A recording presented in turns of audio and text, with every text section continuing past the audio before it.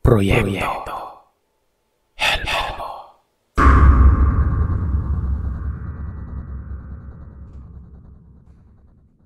Kwento namin ito ng aking ama at kapatid. Nasa 8 taong gulang ako noon. Nasa 10 taong gulang naman ang kapatid ko na si Camille. Tawagin niyo pala ako sa pangalang Ronnie. Bali itong mga panahon na ito, nagkaroon kami ng mahabang biyahe.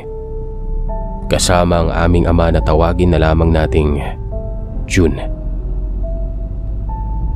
Bagamat hindi pa uso noon ang mga bus na sinasakay ng Roro para magbiyahe, pero uso na noon yung pwede mong isakay sa barko ng Roro ang sarili mong sasakyan.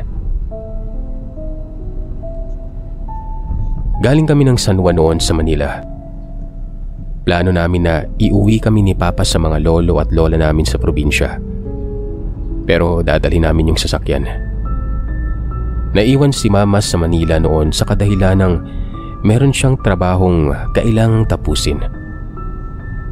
Magtatagal lang naman kami ng 2 linggo at ang biyahe naman ng barko ay araw lamang ang aabutin.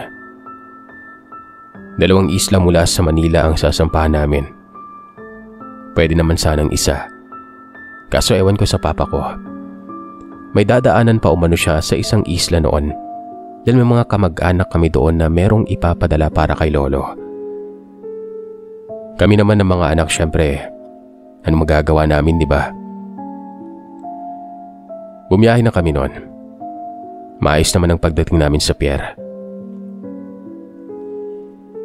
Binaba muna kami habang pinapasok ni Papa sa loob ng barko ang sasakyan. Habang nangyayari yon, biglang nagreklamo si Ate Camille gawa ng parang amoy danggit umano. Amoy tuyo na mabantot. Ang naisip ko naman noon ay normal na yon sa pier kasi minsan na rin kaming sumakay ng barko. Nagulat na lamang kami, sir, nang maramdaman namin na merong kamay sa parehang balikat namin ni Ate Camille. Nakasampa ang mga kamay na amoy danggit. Kulubot, mahaba ang daliri at madumi at mahaba ang kuko. Di kami, nagulat kami ni Ate Camille noon. Napalayo kami bago tumingin ng sabay. Uso pa naman yung nangunguha ng bata noon. Doon ay nakita namin siya. Napakahaba ng buhok niya pero purong itim ito. Hanggang puwetan ng buhok niya. Titig na titig siya sa aming 2 magkapatid. Alam mo, sir, hindi siya pinapansin ng mga tao sa paligid na naghahantay din makasakay sa barko. Para bang kami lang ang nakakakita sa kanya. Titig na titig siya sa amin. Alam mo yung mata niya yung itim pero pag nasisinagan, namumula. Parehas kami ni Ate Camille na hindi maalis ang tingin sa matandang babae. Hindi nito binitawan ng mga balikat namin. At mas hinigpitan pa nga ang pagkakahawak nun. Tulala lamang kami. Ultimong si Ate Camille ay natulo na ang laway at hindi niya umano malunok yon. Hanggang sa may kung sinong anghel na hulog ng langit na lumapit. Isa ito sa mga kargador. Kitang-kita namin na hinawi niya yung kamay ng matanda. Sabay hawak sa aming 2. Hinatak kami ng lalaking kargador palayo at malakas na sinabing, "Papa niyo yung nagpasok ng sasakyan niyo dun sa barko, di ba? Halina kayo. Mauna na kayo dun sa taas para masalubong niyo siya." Sabay sigaw nito na paunahin nga daw muna kaming makaakyat na pinagbigyan naman. Lumingon kami sa huling pwesto namin at nakita namin ang matandang babaeng nakatitig ng masama sa amin noon. Ipinuesto kami ng kargador sa may malapit sa hagdan na akyatan ng mga tao na nagmamaneho at nagpasok ng kanilang sasakyan sa loob ng barko. Nakita namin si Papa doon na pumipila na inaayos ang sasakyan namin. Mga ilang segundo lamang ang nakalipas ay bumalik ang lalaking kargador. Meron itong dalang maliit na bag. May laman na kung ano-anong nakaplastik at boting maliit sa loob. Ang sabi niya, inabot sa Ate Camille ko. Itago daw at kapag biniwisit pa kami ng matanda, ilabas namin yon. Hanggat maaari ay wag na wag kaming lalayo sa tatay namin at tingnan namin ang isa't isa. Pagkatapos noon ay umalis na ang kargador. Bumalik sa trabaho. Medyo nainis pa si Papa sa amin noon kasi naghanap siya kung saan niya kami iniwan pero wala kami doon. At ano daw ang ginagawa namin sa loob ng barko. Kinuwento naman ni Ate Camille kay Papa ang nangyari pero lalo itong nainis. Nakikipag-usap umano kami sa hindi namin kakilala. Marami pa namang nangingidnap noong mga panahon na yon. Nung ipakita ni Ate Camille yung maliit na lagayan na binigay sa amin ng kargador, kinuha ito ni Papa. Hindi niya tinapon pero pagalit niya itong nilagay sa bag niya at sinabing umakyat na kami at maghanap ng hihigaan. Double deck ang mga higaan doon at magkakatabi. Nagayos na kami ng gamit. Magkatabi kami ni Camille sa baba samantalang si Papa ay sa taas na parte ng higaan. Mahilig ako magbasa ng libro noon. Samantalang ang hiling ni Ate kapag nasa barko, maglakad-lakad at magpunta doon sa harapan ng barko at titingnan yung mga dagat. Minsan kasi ay may mga sumasabay na dolphin noon. Maya-maya pa, habang nakahiga ako at nagbabasa, meron akong naamoy na bagoong. Pero amoy bagoong na maasim. Napalingon ako. Nagulat ako nang makita ko yung isang taong nakatayo sa tabi ng higaan ko. Hindi ko kita ang pinakataas o ulo na parte niya. Gawa ng nasa baba ako ng double deck pero yung kamay niya na nakaharap sa akin, pamilyar. Mahaba, payat, kuko na nangingitim na parang naghalukay ng lupa. Hindi ito yumuyuko pero ang ginagawa nito ay para bang kinakapa akong abutin. Gusto kong silipin si Papa sa may taas ng higaan niya pero hindi ko magawa. Dahil yung kabilang parte may harang na. Para yung rehas-rehas tapos katabi nun ay hagdan pababa. Pagkalingon ko pabalik ay merong humawi bigla ng damit ng matandang yon. Bigla itong nawala. Siya namang pasok ni Ate Camille at tumabi sa akin. Namumutla ito. Ayon sa kanya ay kanina pa daw siya sinusundan ng matanda. Kahit nasaan siya magpunta. Dahil sa nagdadalawang isip na kaming sabihin kay Papa ang lahat, magkadikit kami ni Ating maghapon. Iniiwan kami ni Papa kapag kukuha ng cup noodles at kape. Doon na rin kami kumain sa mahigaan. Kinagabihan, mga siguro 7:00 pa lamang ay umidlip na kami. Tinakpan namin yung mga tuwalya yung gilid ng higaan namin para sa privacy. Mga 9:00 naman ng gabi. Maraming pang gising nun.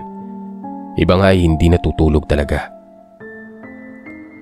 Nagulat ako noon na higpit ang pagkakayakap sa akin ni Ate Camille. Kahit na napakainit. Sasawayin ko pa sana siya pero nagulat ako nang maramdamang bakit parang may nakadagan sa amin. Akala ko nga ng una, si Papa. Pero pagkadilat ko, Sir Seth, kitang-kita ko na nakatuwad ang pwesto ng matanda. Nakaharap sa amin. Nakalaylay ang mga buhok at pulang-pula ang mga mata. At ang mga kamay niya ay nakadagan sa aming magkapatid noon. Nanginig ako. Sa batang edad ko ay mabilis akong nakaisip kung alin ang panaginip sa hindi. Sinubukan kong magising pero gising na ako noon. Tsaka isa pa, pati si Ate Camille takot na takot Nung nagsimula na akong magpumiglas, lumakas ang loob ni ate. Napasigaw ito ng napakalakas. Sapat na lakas para makuha namin ang atensyon ng mga tao, pati na si Papa. Kaagad na bumangon si Papa sa itaas at nang makababa at buksan ang sapin ng higaan namin. Eto na ang hindi ko alam kung mamamangha ba ako o matatakot. Dahil noong bumitaw ang matanda sa pagkakahawak sa amin noon, tumalon ito kaagad sa kabilang gilid. Yung sabi ko na parang may harang pero gawa sa bakal na rehas. Hindi ko alam kung paano siya nagkasya doon pero ang naabutan ni Papa ay nasaan yung pusa na itong paalis sa hinihigaan namin. Sa puntong yun ay pinagalitan na kami ng aming ama. Pusa lang daw pero kung makasigaw kami ay nakakahiya sa mga nakakarinig. Pinaliwanag ni Ate Camille kung ano ang nakita naming dalawa. Nagpalingalinga naman si Papa sir pero dahil sa wala siyang nakita na matanda, mas lalo kaming pinagalitan. Itigil na umano namin ang imahinasyon namin. Kakapanood umano namin ng Shake, Rattle and Roll yun. So bali ayun na. Ang ginawa na lamang naming magkapatid ay tanggalin ang harang at hindi matulog buong biyahe sa barko. 6:00 ng umaga nang makarating kami sa isla kung saan dadaan kami sa isang kamag-anak namin. Dumiretso kami noon. Kung hindi ako nagkakamali ay mga 4 na oras yung maneho o biyahe. Basta nakatulog ako noon tapos pagkagising ko ay medyo tirik na ang araw pero umagahan pa lamang. Medyo taliwas po ito sa daanan ng papunta doon sa kabilang dulo ng isla kung saan yung pier. Kaya ganun kahaba ang biyahe. Matapos magkamustahan at makuha ang dadaling ni Papa, muli kaming sumakay. Medyo may pagkarelihiyoso po si Papa at habang dinadaanan namin ang mga lugar na meron siyang alaala katulad ng paaralan at simbahan, kinikwento niya ang mga karanasan niya doon.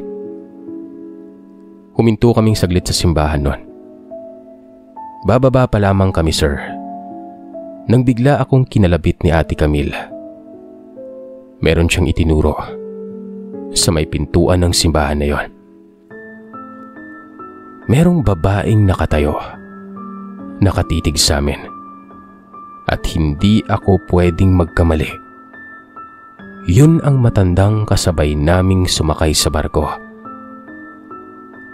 Papanong nagkataong andun ito?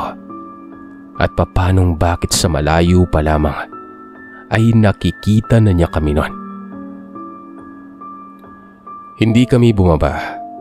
Ipinagpilitan namin kay Papa na nakita na naman namin ng matanda. Tumitig lamang din ito sa matandang nakatingin sa amin.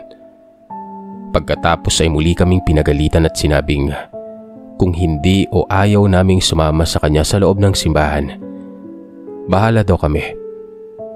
Wag umano kaming magrarason ng kung ano-ano pang sinasabi.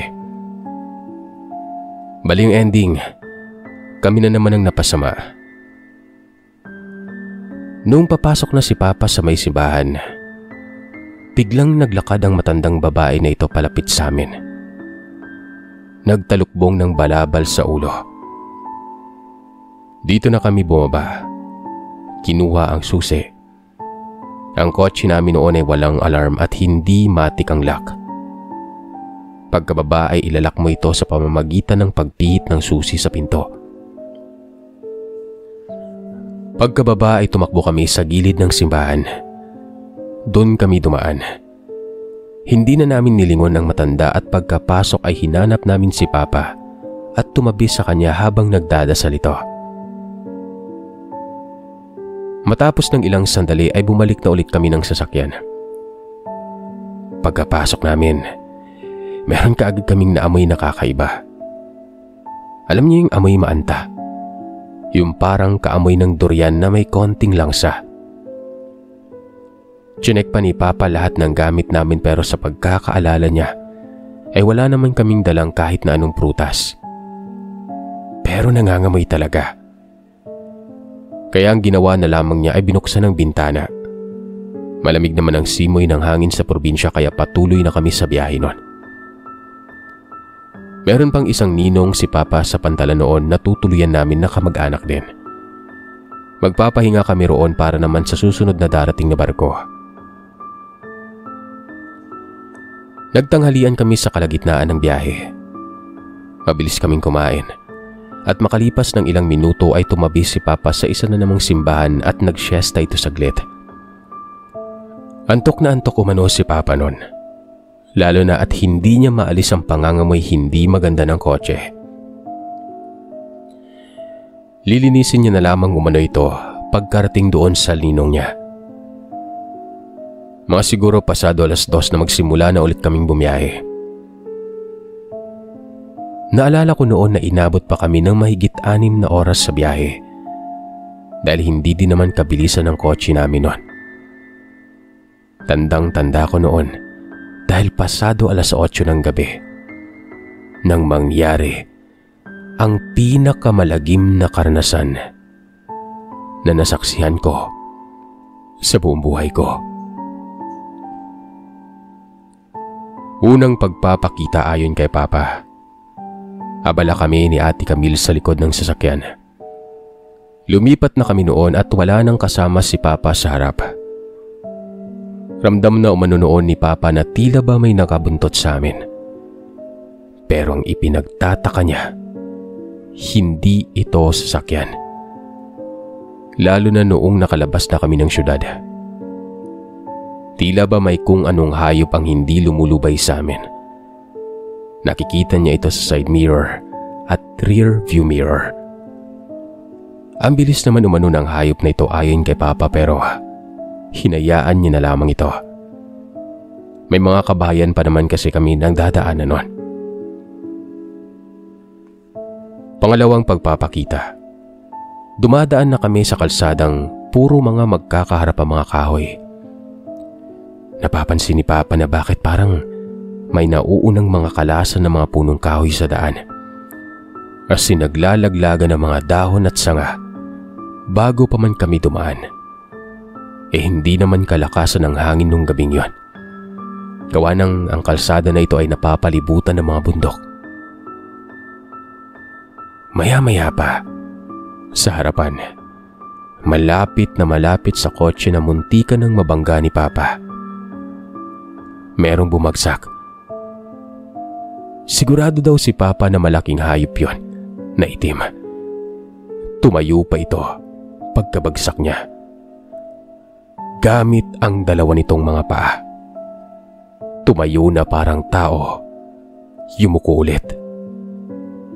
Pati kami ay napatingin nun. Pero dahil sa takot ni Papa na lumabas gawa ng baka rebelde mga ito, umatras siya nun.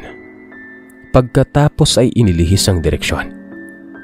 Gumilid siya para hindi masagasaan ng nilalang.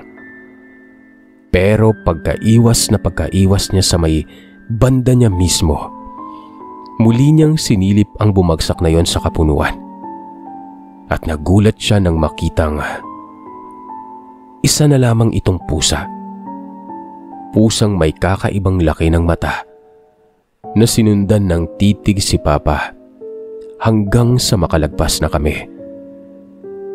Maski kami ay kitang-kita namin yun ni Ate Camille at wala kaming nagawa kundi magsiksikan na lamang sa gitnang parte ng upuan. Maya-maya ay nagmumura na si Papa sa kadahilan ng nabagat tumano kami. Kanina pa kami takbo ng takbo na dapat ay nakarating na kami sa kabilang bayan pero bakit walang pinagbago? Bakit puro kapunuan pa rin ang iniikutan namin nun? Sa pagkakataon na ito ay tila ba naniwala na si Papa sa amin. Tanong ito ng tanong kung ano ang itsura ng matanda na nakasabay namin sa barko. Ikinuwento naman namin ang lahat. Hanggang sa ito na. Napapreno si Papa. At pagkatingin namin kung bakit, sa ikatlong pagpapakita ay literal na pinakita niya ang sarili niya. Nasa may harapan namin siya, sa kalsada, sa tapat ng ilaw ng sasakyan. Nakadipa ito. Nakatitig sa amin. Namimilog ang mga mata. Lumulutang ang bawat hibla ng buhok. Puro mura lamang ang narinig namin kay Papa, lalo na nang sabihin namin ni Ate Camille na iyon ang matanda sa barko. Binuksan ng konti ni Papa ang bintana ng sasakyan. Binusinahan at sinigawan niya ang matanda. "Hoy! Kanina ka pa! Anong kailangan mo? Tatabi ka ba o sasagasaan kita?" Hindi ito gumalaw sa kinatatayuan. Ang ginawa ni Papa, umatras ito ng konti. Binuwelo at pinarinig sa matanda na inaapakan niya na ang gaas ng kotse. At nang simulan na niya itong iharurot padiretso na sana, kumbaga panakot lamang sa matandang yon, bigla na lamang itong nawala. Nang wala na ito sa harapan ay hindi na tinigil ni Papa ang pagtakbo ng sasakyan niya. Tuloy-tuloy. Pero mas lalo naming ikinagulat nang bigla na naman itong lumitaw sa may pinakaharapan sa ganoong posisyon pa rin. Ayon kay Papa, noong mga oras na yun ay wala na umano siyang ibang mapagpipilian kundi ang bumaba at harapin ang matandang yon. Dahil kung hindi, ay paulit-ulit lamang kaming paikot-ikot sa dinadaanan namin. Babagatin. Nag-isip si Papa ng paraan at ayun nga, kung naaalala niyo ang maliit na bag na binigay ng kargador. Mabuti na lamang talaga at hindi yun naitapon ng aming ama. Binuksan niya ang bag niya. Nung kukunin na niya yung bag na bigay ng kargador na yon, una niyang napansin ay ang basang nanggagaling sa may maliit na bote na tila natapon ito o lumigwak ang laman kahit na hindi man lamang ito nabuksan. Isa pa sa laman noon ay maliit na supot ng itim na bagay na parang kasing butil ng asin, pero kulay itim. Merong butil-butil din na kulay pula naman. At ang isang pinong-pino na pinaghihinalaan ni Papang Abo. Kasama nito ay ang isang kwintas na merong pendant na kasing hugis ng bala, pero kulay nangingitim na rin na tanso. Inatras ni Papa ang kotse, at nang buksan na niya ang pintuan at lumabas, nawala na naman bigla ang matandang yon. Sinabihan kami ni Papa na wag aalisin ang lock ng pintuan. Iba kasi ang lock dati, hindi power lock. Kaya ang tanging bukas lamang ay ang pinto sa may driver seat. Iniwan niya sa amin ang parang abo na nakalagay sa supot. Sigurado siya na abo yon, pangontra sa aswang. Nilingalinga ni Papa ang paligid. Hindi siya lumayo sa pintuan. Pero hindi na niya makita ang matandang yon.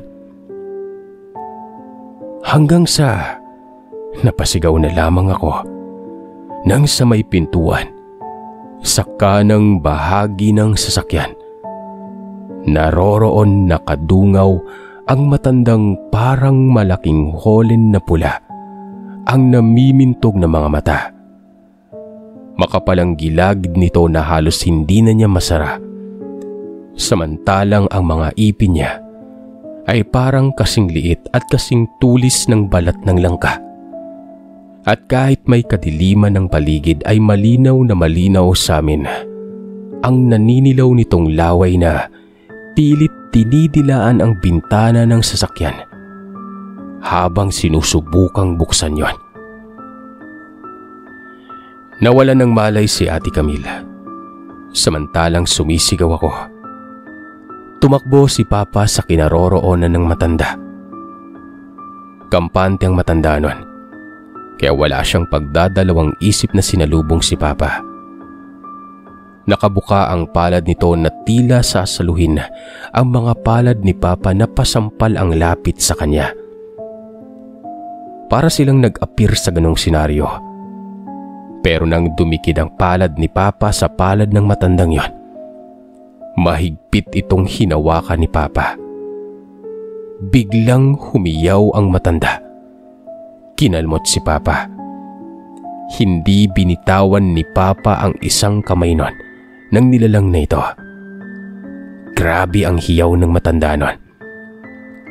Noong akma na ulit itong kakalmot, yung isang kamay ni Papa ay hinablot niya yung damit ng matandang yon, yung sa may bandang sleeve nito. Tapos sinadsad niya ang matanda sa gilid ng sasakyan. Habang nagwawala ang matanda, humahaba ang dila nito. Dumura si Papa. Dinuraan niya ang nilalang na siyang dahilan para humiyaw ito. At dito na, bigla na lamang itong umangat o lumutang sa may itaas. Nung maramdaman na ni Papa na iniaangat na siya nito, saka siya bumitaw. At sa pagbitaw niya, nakita ko na yung kwintas na may hugis bala ang pendant. Nakabaon na roon sa palad ng nilalang na tila ba napaso ito. Inilagay pala ito ni Papa sa palad niya, kaya ganun na lamang ang hiyaw ng nilalang. Agad na tumakbo si Papa habang nakatitig sa lumulutang na nilalang na palayo na. Dumiretso si Papa sa may driver's seat. Pinaandar ang kotse. Tuloy-tuloy. Sinabihan pa niya ako na sabayan siya magdasal. Mabuti na lang talaga at pinalaki kami na nagro-rosaryo noon. Doon na unti-unting nagbago ang itsura ng kalsada. Nakahinga na lamang kami nang nasa bayan na kami, kung saan ang daungan ng barko at kung saan kami makikituloy. Huminto saglit si Papa sa gilid nun. Lumingon sa amin. Pagkalingon niya, napahiyaw ako, Sir Seth. Nangingitim ang bibig at mga ipin ni Papa. Sumigaw ako kung ano ang nangyayari sa kanya noon. Pero gumaan din ang pakiramdam ko nang sabihin niyang inilagay niya umano sa bibig niya ang pula at itim na butil. Hindi niya alam kung ano yon, pero puti hindi lason. Wala naman na siyang ibang panghawak noon kundi bibig niya. At yun ang ibinuga niya sa nilalang.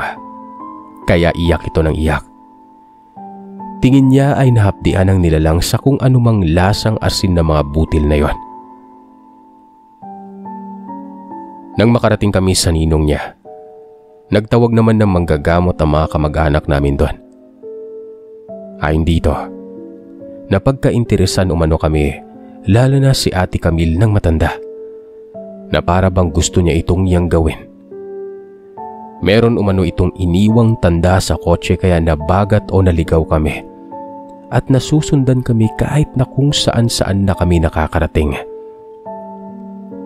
Hinilot naman kami ng albularyo. Meron itong inusal na dasal, pati ang sasakyan ay pinausukan na niya. Nung matapos niyang pausukan, himalang nawala ang hindi kaaya-ayang amoy na nasa loob.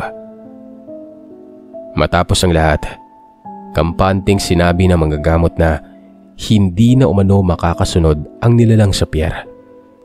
Hindi na nito magawang makalapit sa amin hanggang makarating kami sa kabilang isla.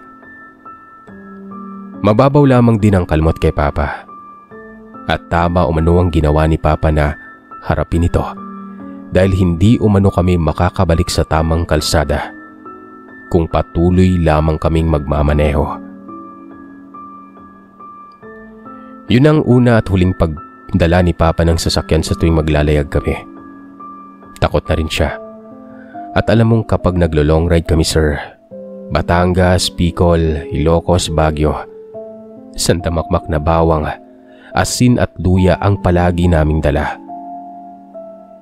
Buong pasasalamat lang talaga namin sa kargador na para sa amin ay hulog ng langit.